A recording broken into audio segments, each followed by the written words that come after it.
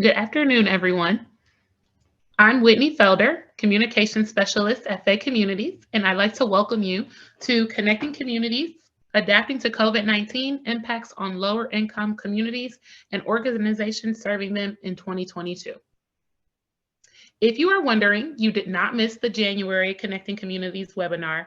We did not host one as we wanted to give everyone time to settle in from the holidays.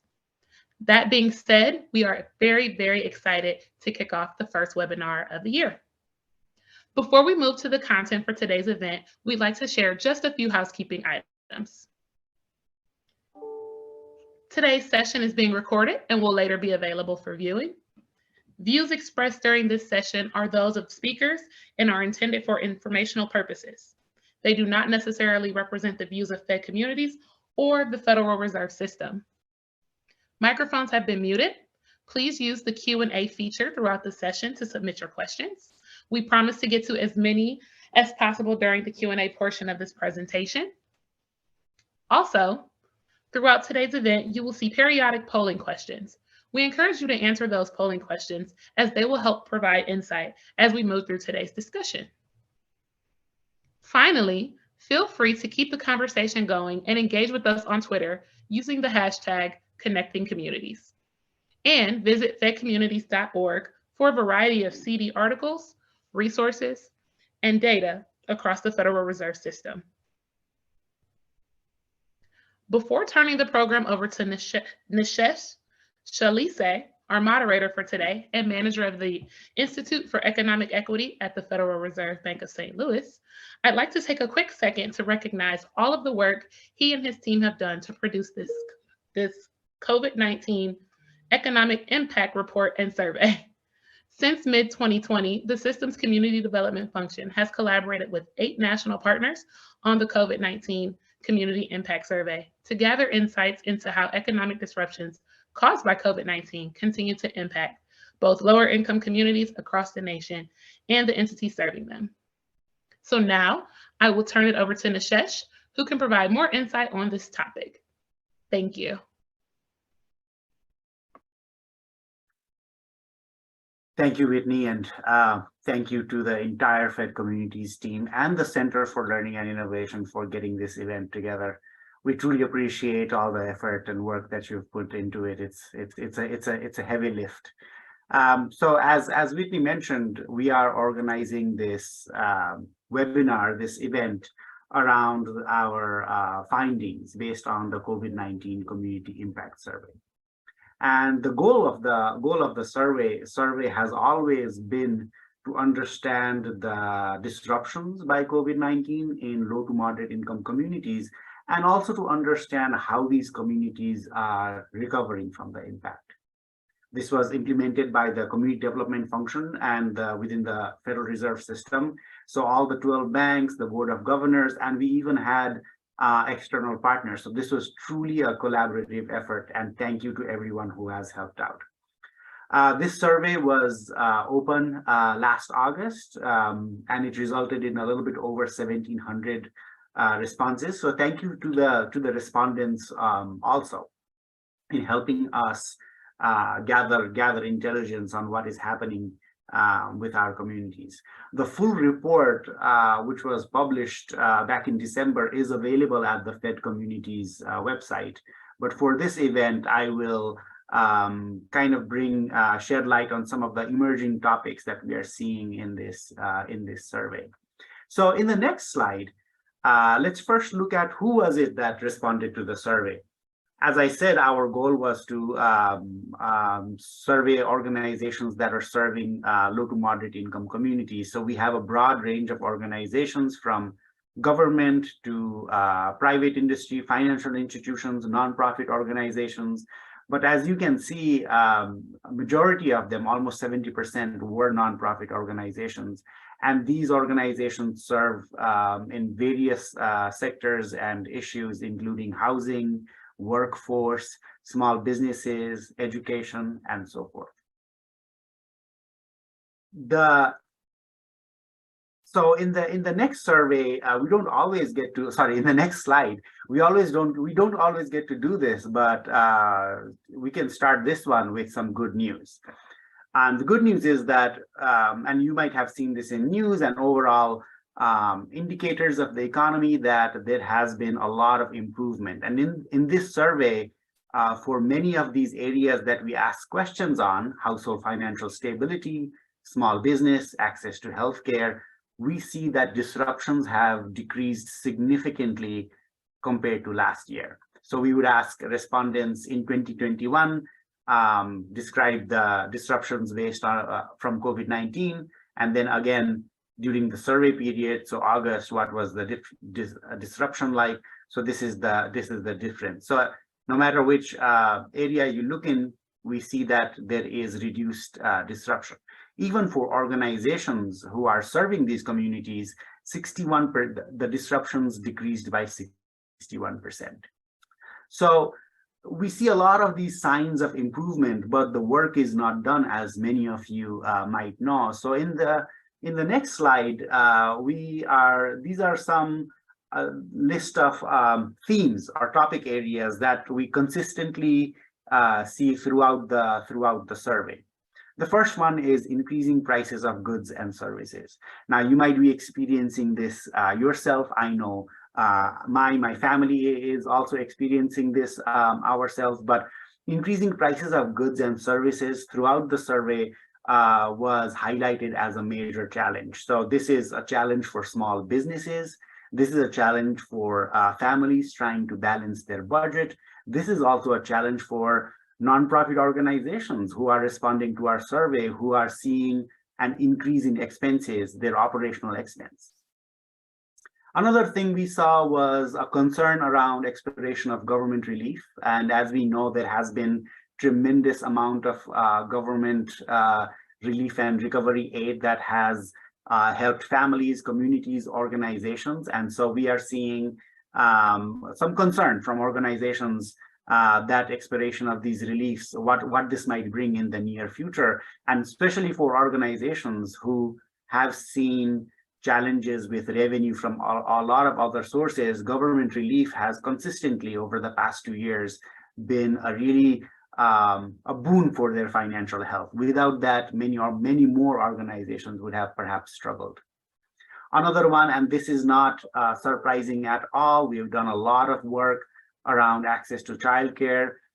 This was a challenge for everybody from folks who are trying to run schools, folks who are trying to run small businesses, even nonprofit organizations having a hard time recruiting staff.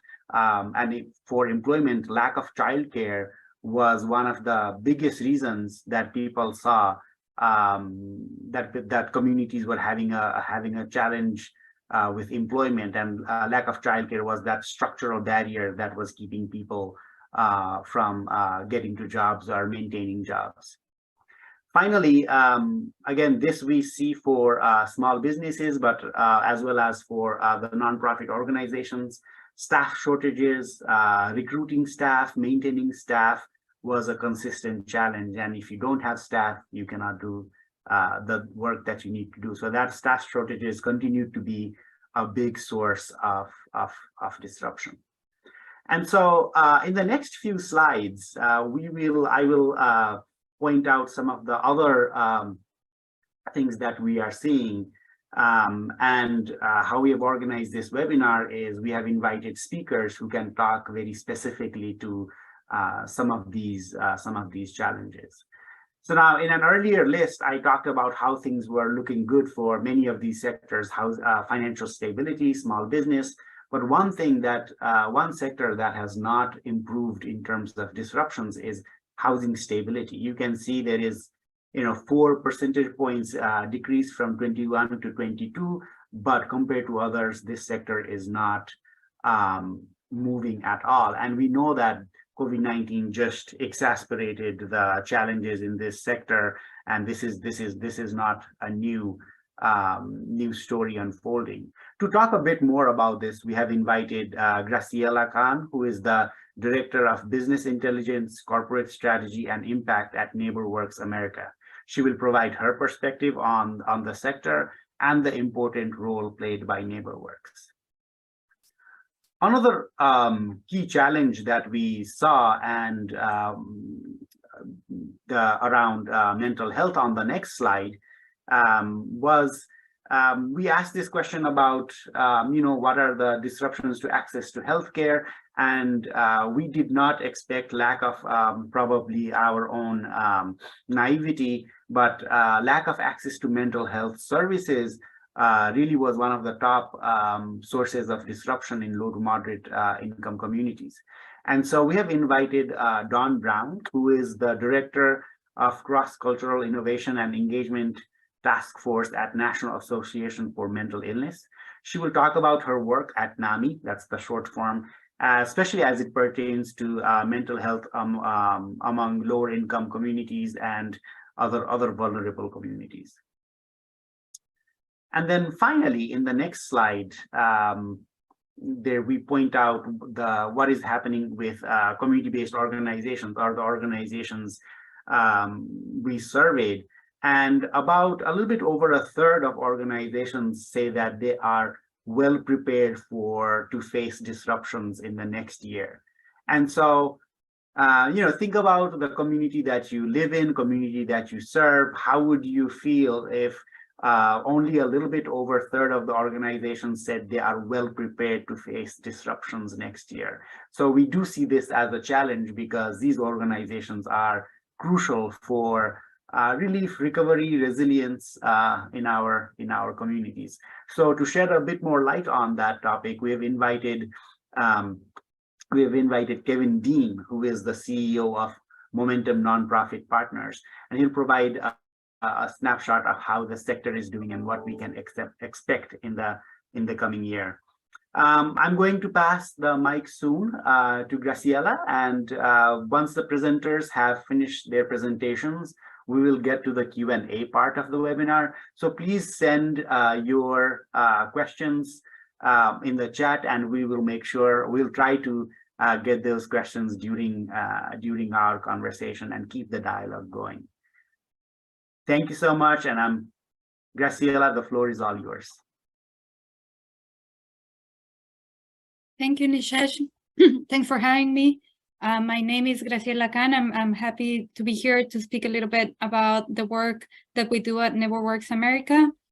And so my title there is Director of Business Intelligence. And if we can go to the next slide, please.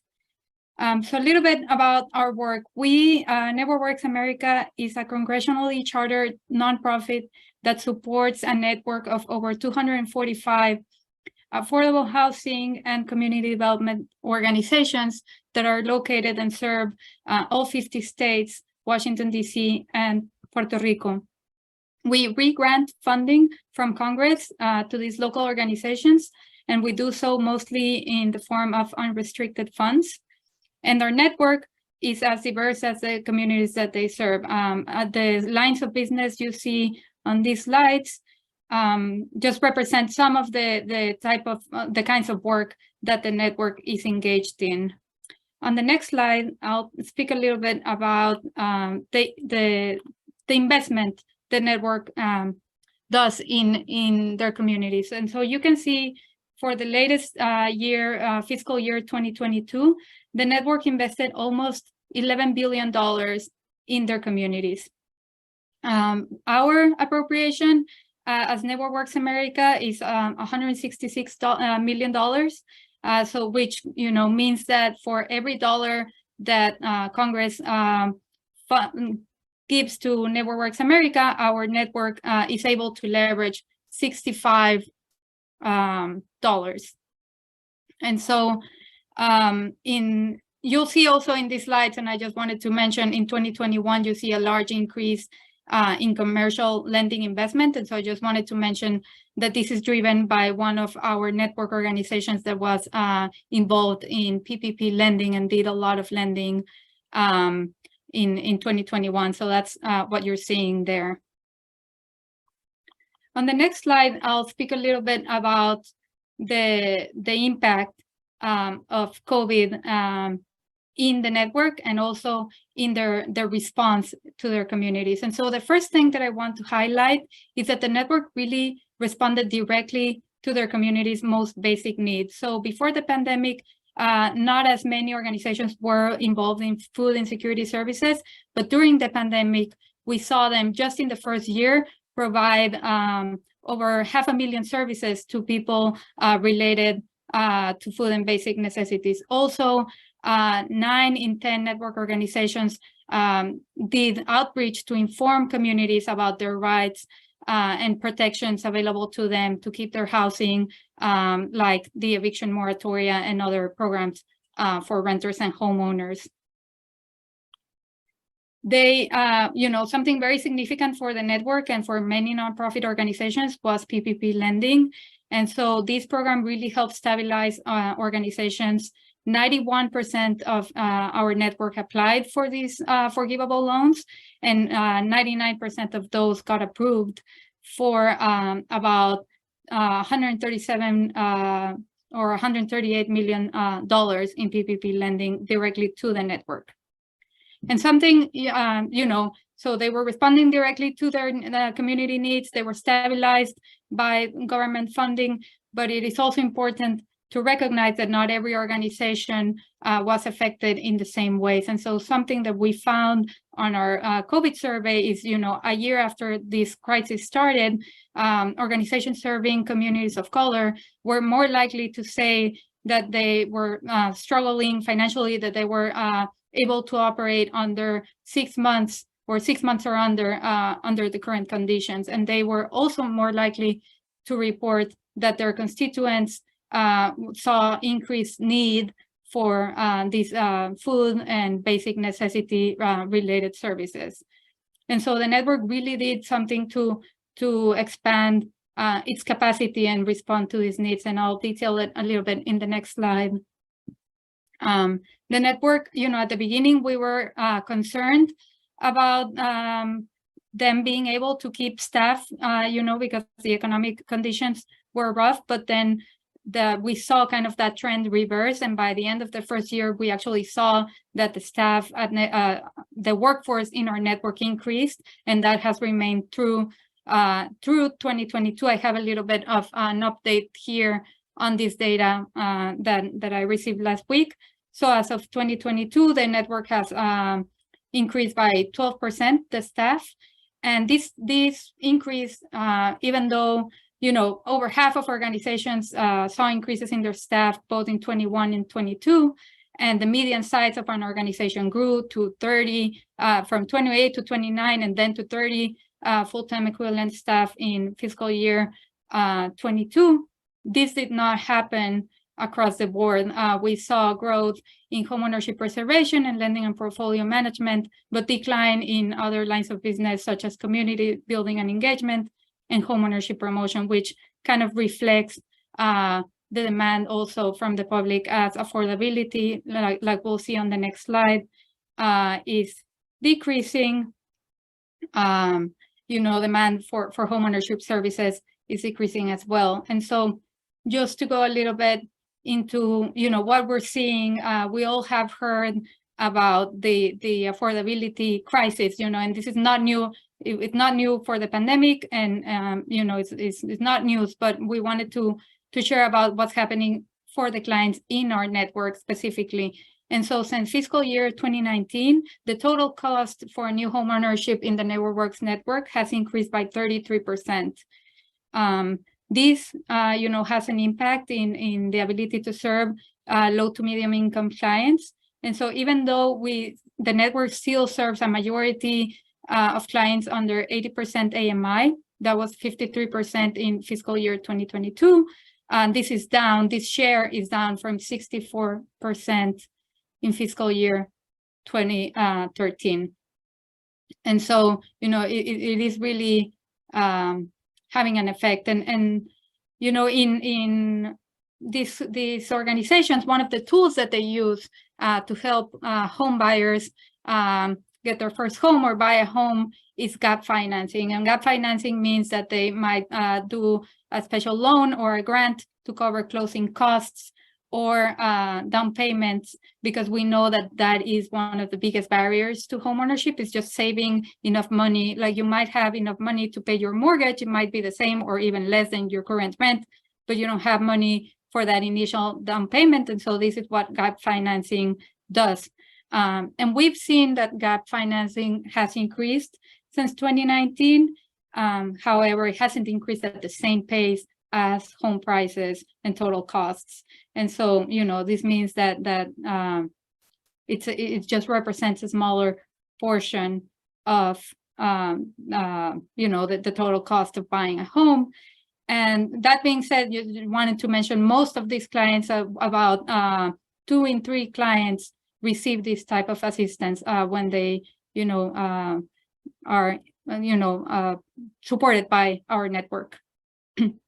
And so finally wanted to share a little bit about, in the next slide, about another program that NeighborWorks is working on. This is a program that actually goes beyond our network, and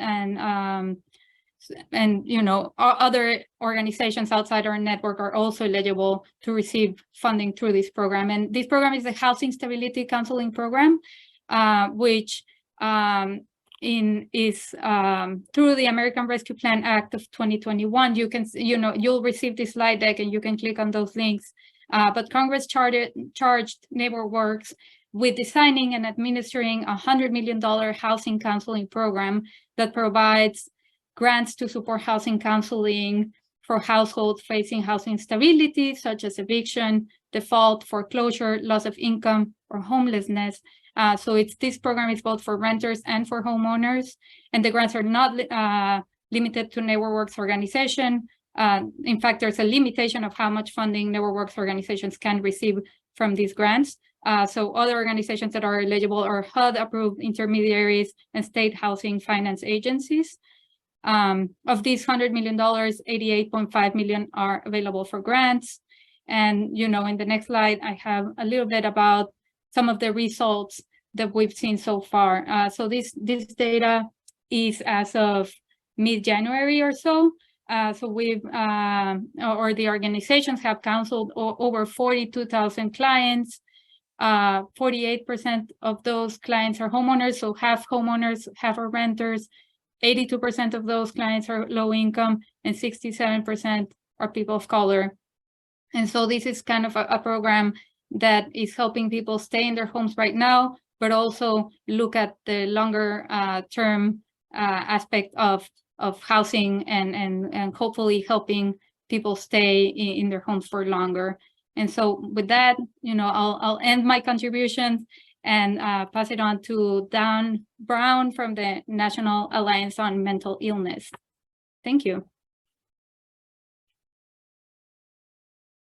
Thank you, Graciela. And it's a pleasure to be here. We are so excited just as an organization, because we are really thinking about how do we reach underserved and under-resourced and underrepresented communities with intention. And for those of you who don't know, NAMI is the largest grassroots agency in the country. We have 650 affiliates in 49 states. And we are an organization of peers committed to working from a place of wisdom and cultural insight to achieve mental health equity for all. And the COVID-19 pandemic has impacted us significantly. And we really tend to stand on, there's a quote by Angela Davis that says, the process of empowerment cannot be simplistically defined in accordance with our own particular class interests. We must lift as we climb. And that's really what our intention is lifting as we climb. We know that the pandemic has hit our communities really, really hard. Anxiety increased to 50%, depression to 44% by 2020. And we know that persistent feelings of sadness or hopelessness in teens rose from 26% in 2009 to 37% in 2019 and 44% in 2021. And that ER visits for suicide attempts in the US rose 51% for adolescent girls in early 2021, compared to that same period in 2019. Very, very different. And the figure rose 4% for boys. So one of the things that we think about when we think about our education programs, NAMI has a series of free services and free education programs, family to family, peer to peer. We have connections and we have support groups. We have home front for our veterans. And we are really about intentional work in the community and making sure that our services are accessible for all.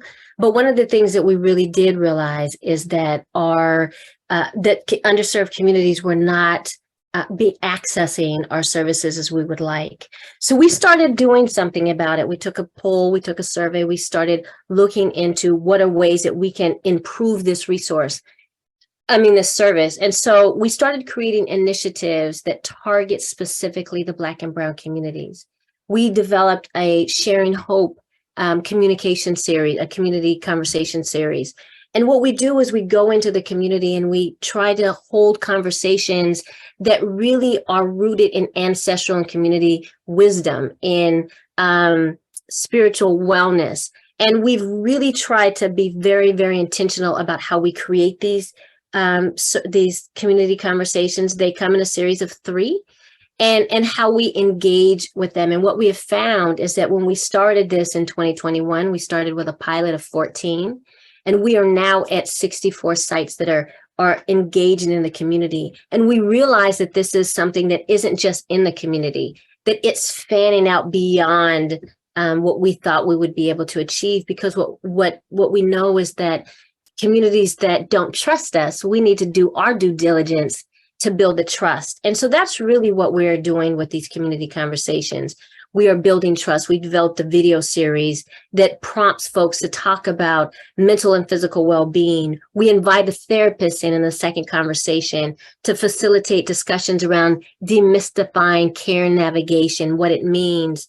And then the third conversation is really a practical strategy session on physical and mental coping strategies that will help folks move through this process of wellness. How do they tap in folks on their team? How do they develop a mental fitness plan or care action plan? What does that mean?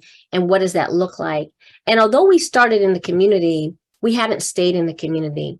This is an initiative that really has started to spread out across different industries. So we are now doing the same opportunity of conversation with what we call our FaithNet initiative, which is educating pastors and faith leaders on signs and symptoms, where their role ends and where a clinician's role begins.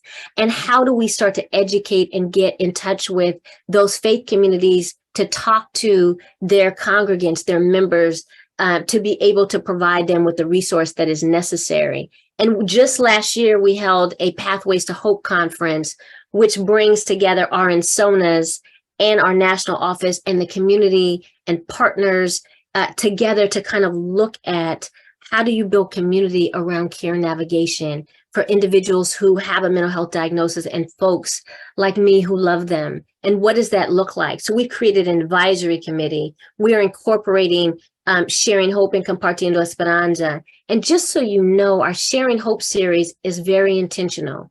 It is specifically for, by, and about the Black African ancestry community, the Hispanic Latin American community, the Filipino community, the South Asian community, Alaska Native, American Indian.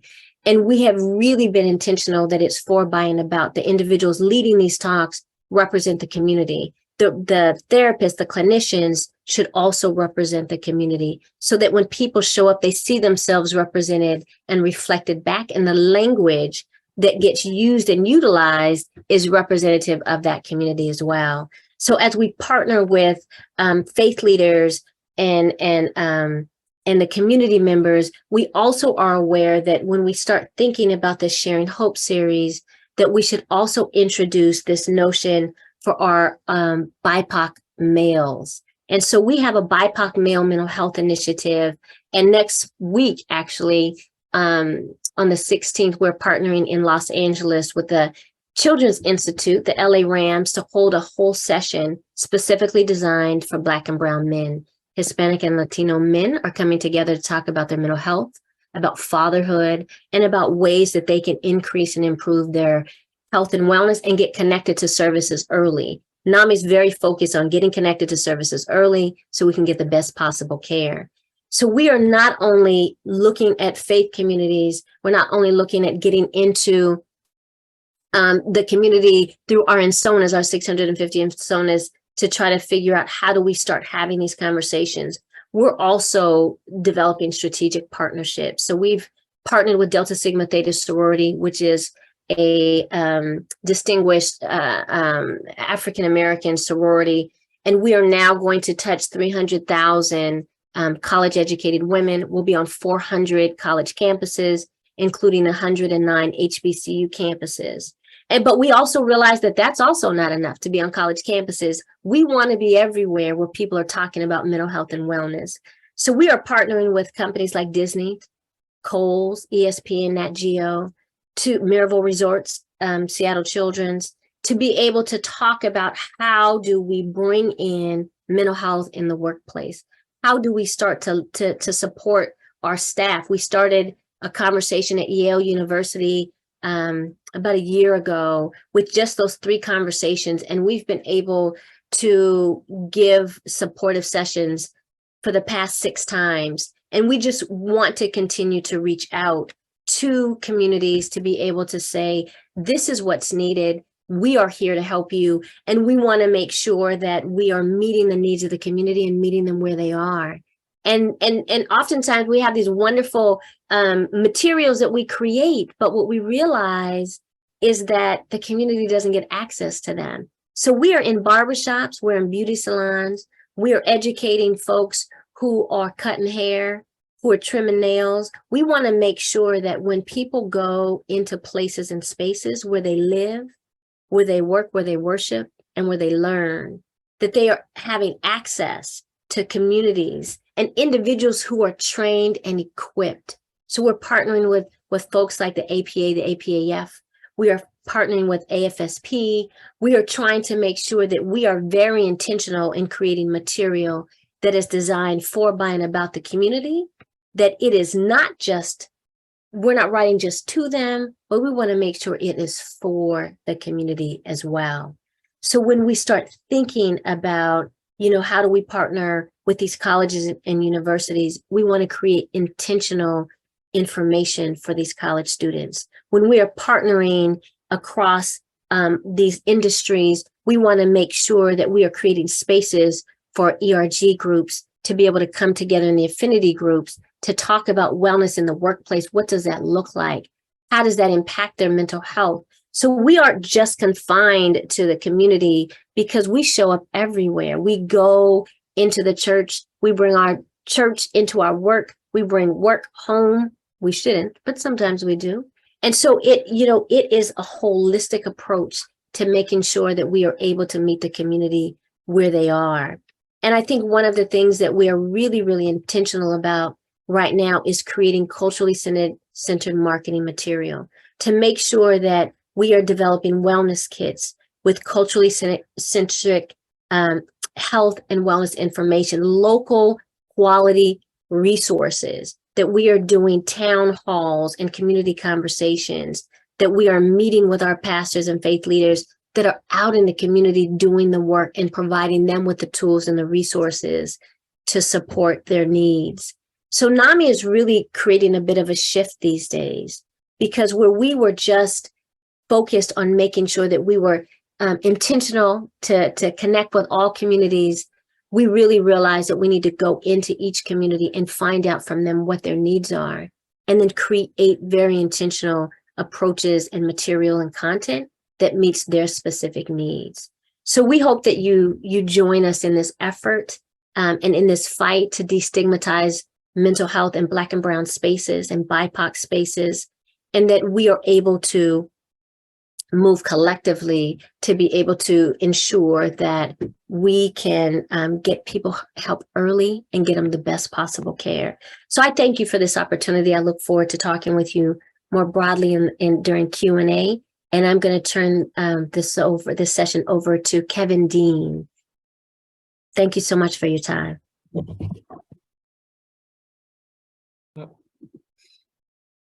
Well, Well, hello, everybody. Thanks for having me. My name is Kevin Dean. I'm the CEO of Momentum Nonprofit Partners, and we're the regional nonprofit association in and around Memphis, Tennessee. We work with about 950 nonprofits. We represent them at the state legislature, federally in DC, and then also locally. We do a lot of training and technical assistance, but we also do a lot of resourcing as well as research.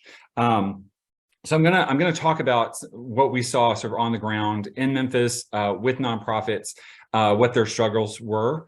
But I want to start nationally and talk a little bit about how the nonprofit sector is a key driver of the economic engine. You know, I think we often forget that the nonprofit sector is huge in the United States, and collectively they employ 12.3 million individuals. And they're also spending about $826 billion on salaries, benefits, payroll taxes each year, making it the third largest employer in the United States economy. That's no small number. So, you know, if the nonprofit sector fails, it would have a devastating consequence on our national economy. In the next slide, we'll talk about what what happened nationally, and this is from Charity Navigator. So over 50% of nonprofits saw an increase in demand for programs and services. As you can imagine, people who were already marginalized, who were already, you know, on the periphery, it made it even harder for them to survive this pandemic. And not just because of COVID, because of the supply chain issues that were happening, the demand for services. People were waiting longer for those specific services, and 64% of nonprofits, even though the demand was increasing, 64% of them actually had to cut back on programs, and 83% of them of nonprofits reported that they suffered financially. That's even though nonprofits were able to access things like PPP loans, they were still losing a lot of money hand over fist. So cutting back those programs was important. Also, they had to, you know, a lot of them had to reduce staff. In the next slide, I'll talk a little bit more about what we saw locally in Memphis. We did a study about a year into COVID in partnership with the University of Memphis. We found that 62% of our organization saw an increase in demand for services. However, 68%, a little over 68%, saw a decrease in revenue since the pandemic began. So you have this increase in need, you know, a loss of revenues. Sorry, I lost my notes here. What we found, we did an initial study 3 months into the pandemic.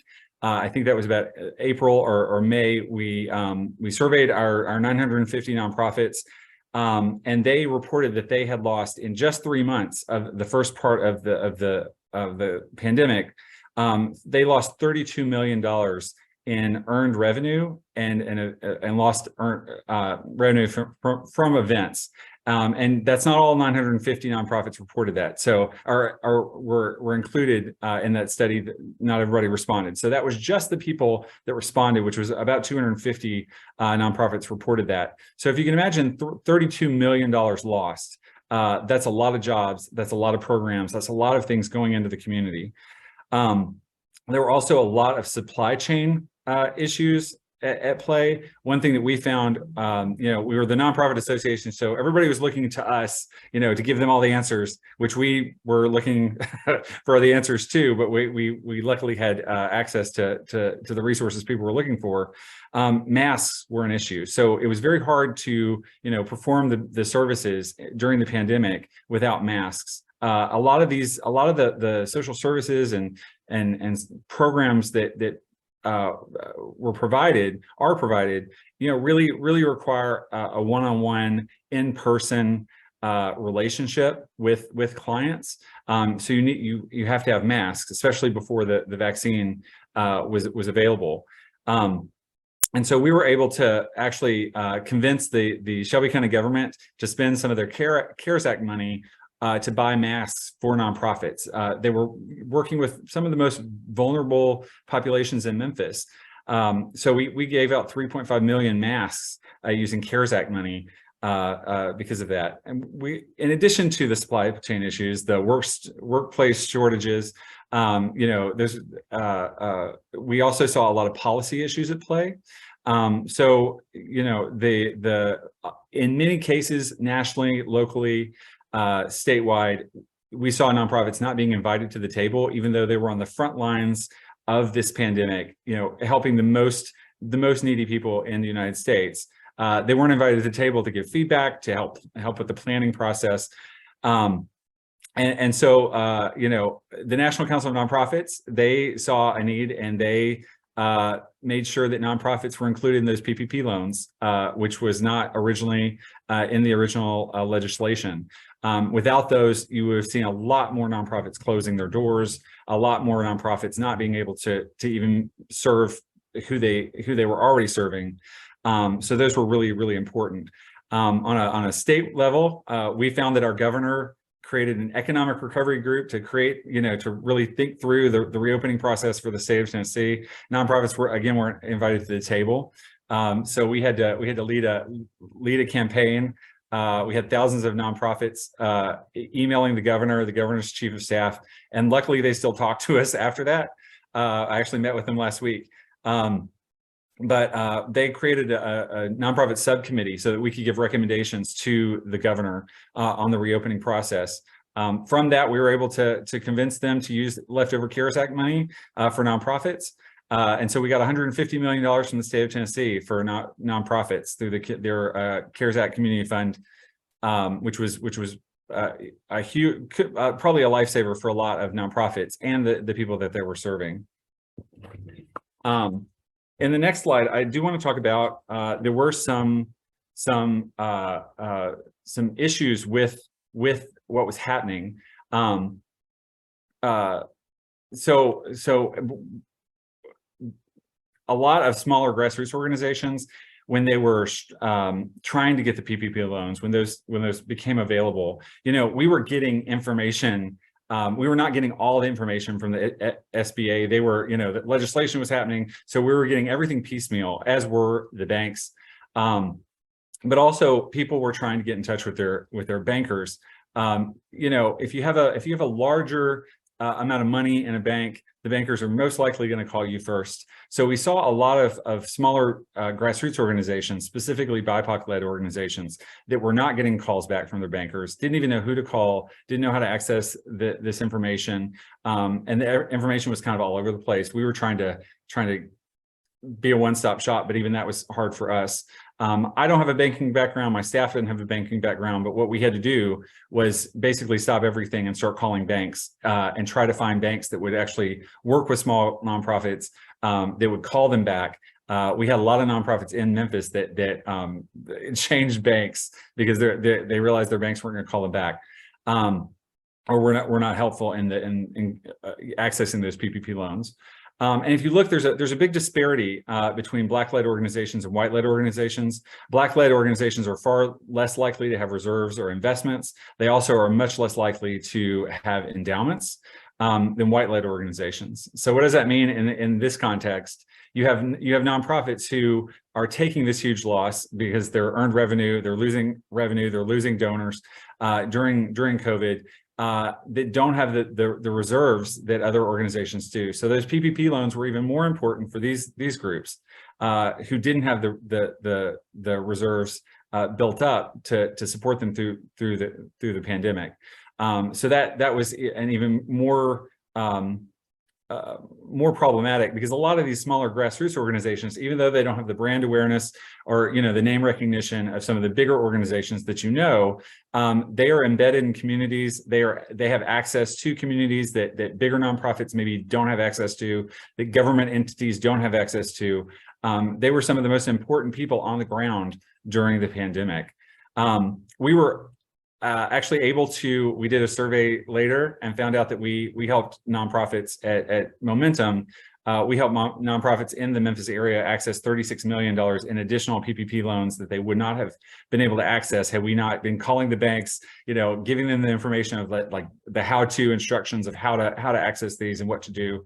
So we're really happy about that. But also we know that in the event of another disaster or another worldwide pandemic, these are the things that we're going to have to be on top of in the future. So nonprofits are making a comeback. We're all having to rethink how we fundraise now. Special events are hit or miss now because people are still a little bit nervous about going to in-person events. So we're gonna see we're still seeing the effects of COVID. And there is a huge workforce shortage. That research that Nishesh was talking about is absolutely applicable in the nonprofit sector right now, which means, if you don't have people providing the services to those communities, you have less people that are able to receive those services. So with that, I'll turn it back over to Nishesh for the Q&A.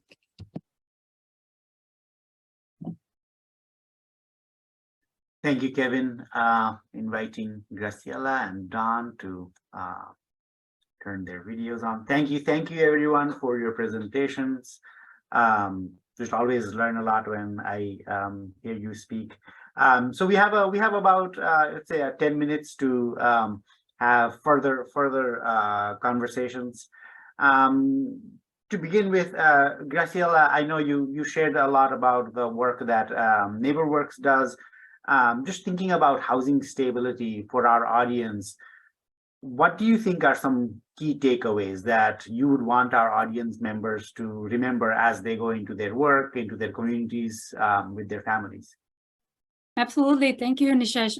I mean, I think my main takeaway, and I kind of heard it echoed in Don's and Kevin's presentation, is connecting really with the community that you're serving, right? And so we've had all of these big government programs that have really helped stabilize organizations and people in the communities, but it has been also kind of a trial and error, in terms of implementation, right? So learning and hearing about the communities and what they need, what they are prioritizing for themselves, and also hearing from staff and inviting nonprofits who are the experts, who are on the ground, listening to their own communities and kind of, letting that knowledge trickle up is my main takeaway from all of that we've, been learning at NeighborWorks. Thank you. Don, I really appreciated hearing you about mental illness and the work that you do. But we are as the Federal Reserve System, we don't talk about mental health as much when we think about participating in the economy, deriving the benefits from economy. And you were kind of like getting to that some of those aspects when you're talking about going into colleges and some of the workplaces. From your point of view, how should people think about the connection between mental health and people participating in the economy, whether that is, starting a small business, getting a job, sustaining at a job, getting into a career? How do you want people to think about that particular link? Well, thank you for that question. I think, mental health is physical health. And so when our housing, when we're facing housing instability, when we're facing financial crisis, when we just are financially unstable, I think that impacts people's wellness and well-being. It impacts their mental health. And the financial component too impacts their ability to get care and seek care and be able to get consistent care. So what we're trying to do is create systems of connection to remove some of those barriers so that individuals are able to get connected to resources earlier, that they're able to get connected to supportive services for care navigation. But I think finances impact so much of our are just mental health and well-being, for sure. Thank you, Don. Kevin, appreciate the light on the nonprofit sector, and I think we've all experienced COVID-19, but nonprofit probably has had a unique experience of the pandemic, where they are themselves being affected and yet have to provide more services. In your experience in this whole experience in the past 2.5 years, what do you think are some trends that have emerged that you see affecting the sustainability of nonprofit organizations moving forward? And this could be both from a positive or a negative point of view. Well, the Great Resignation is affecting the nonprofit sector just like it's affecting everybody else, and so people are shifting jobs right now. There's a lot of movement. We did a study, our state of the sector came out right before the COVID-19, and in that 50% of our executive directors said that they were leaving between 3 to 5 years. That was before COVID. That was before the nightmare that has happened, and the fundraising challenges and all these challenges that people have faced. So we have this upcoming leadership gap, where we really need to prepare our upcoming leaders to take the reins, because we have a lot of executive directors who are aging out, and oftentimes they unintentionally take that money with them, because the donors they've built these relationships with donors. So this workforce shortage and this Great Resignation is definitely having an effect. Also, the way that people fundraise, we rely very heavily on individual donors. Accessing those donors is becoming harder and harder. Social media is changing very quickly. It's much harder to fundraise on Instagram than it was on Facebook. Facebook isn't what it used to be. I've been told by people under 20, that Facebook's not cool anymore. That Instagram's the way to go, or Snapchat, or all that.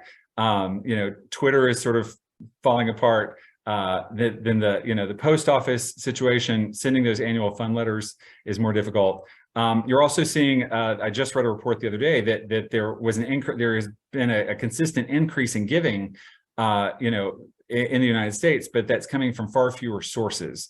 So,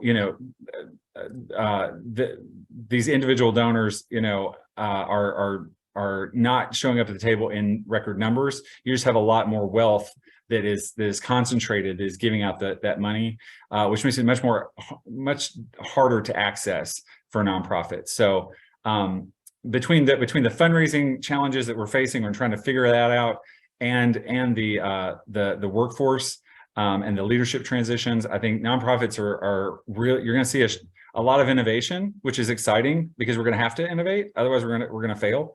But also, you're going to see a lot of people trying not to burn out. You're going to see those mental health issues that Dawn was talking about showing up in unexpected places, which it did during COVID, and I think it's going to continue after COVID.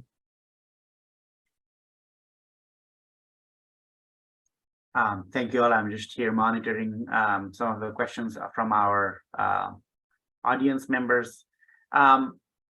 One of the topics that childcare is a really important topic. Last year, when we did this event, we invited a childcare provider to talk about this. We do other research. I know this is not your particular topic, but in terms of, as you're thinking about nonprofits, childcare is still an issue, because that impacts who you can hire. As you are thinking about mental health, that is also still an issue. So I just want to throw you off and ask you about a topic area that you are not perhaps experts in, and just ask about, what do you think the role of childcare, or how lack of childcare is impacting communities, in the communities you've served, or in the communities you have lived, or you live?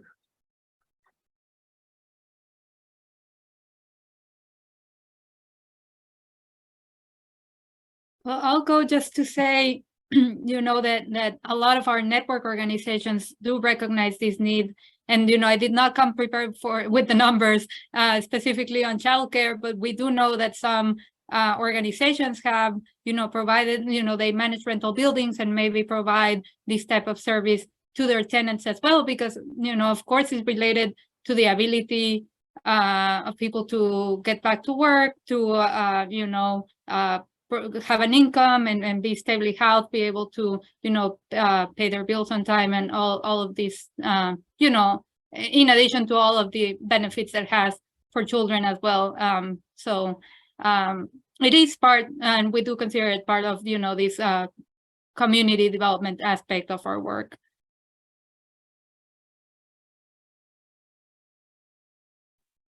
I see a question in the chat about remote work, and I think all of this sort of is childcare and remote work, and all of this is it's all important, because with your clients, it's so important for us in the nonprofit sector, especially with safety net organizations and social services, to be able to meet people where they are. And that it's even more difficult now than it was. And from an equity standpoint, we can't rely too much on Zoom either when we're meeting our clients, where they are. Some people don't have access to internet. Some people don't have a laptop. Some people don't know how to use Zoom. So when you're talking about childcare, I think it's important that we don't lose sight of the fact that we still need to meet people where they are in their communities. And people with children, it makes it even more complicated, for them to reach you, your staff as well. The staff. I think now that people are getting used to remote work and hybrid work, it's going to be very hard to take that away. Because people have had to readjust their lives and their families with this. So I know that my staff is in 3 days a week. They're out 2 days a week remotely. I know I'm never going to be able to take that away ever. They will revolt. So I know that this is going to be a trend that will continue long term. I agree. I think, I think it's changed. This remote work has really changed how we do business, honestly. And I think it has made it difficult. I mean, if you think about just from a mental health perspective, for parents, for those folks who have small children who are trying to navigate work and become, the snack person and the PE teacher and the science teacher, and all the things that, we relied on our teachers, our educators to do. Folks are really having to do it in-house, and it doesn't always work well. If you have small children, they don't want you to be their teacher. And so it is difficult, and they interrupt, so there are all these different nuances. People are more isolated. There was a pastor who said, I used to go to work to be able to get some peace and some relief, as quiet as it's kept. But now with COVID, I just go down the hallway and my children just come knock on the door. And so where I didn't realize it was impacting my mental health because I was away from the house, and I come home and I had this transition. So we never really get out of that state of trauma, right? Like we have this transition where you unpack your day on your way home from work. And you don't necessarily get a chance to do that now. You might unpack it on the way down the hallway, but it's very, very different. And that has had a tremendous impact on how, people have engaged in their relationships, how it's impacted people's mental health as well, especially children who've been isolated for a really, really long time. Well, thank you all. This has been wonderful. Hoping to continue this conversation and continue this connection. But for today, I'm going to pass it back to Whitney.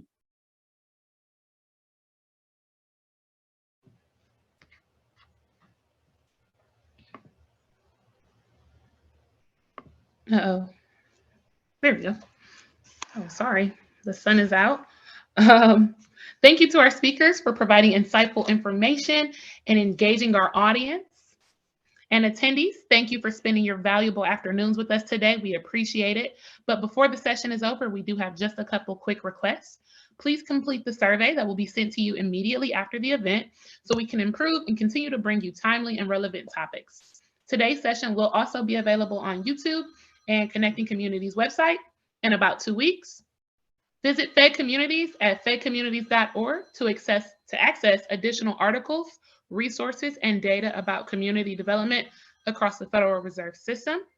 And don't forget to subscribe to Fed Communities newsletter by clicking the About Us tab and then click subscribe. This session, including the slides, will be available and featured in our next newsletter and on our website. Be sure to follow us on social media. We're on LinkedIn, Twitter, Instagram, and Facebook. Finally, mark your calendars for our next Connecting Communities webinar, Integrating Economic Inclusion to Strengthen Local Economies. And that will be on March 9th at 3 p.m. More details and registration and event information come soon. Thank you all so much again. Thanks for joining Connecting Communities, where real people, real conversations, and real topics about research. Have a fabulous day.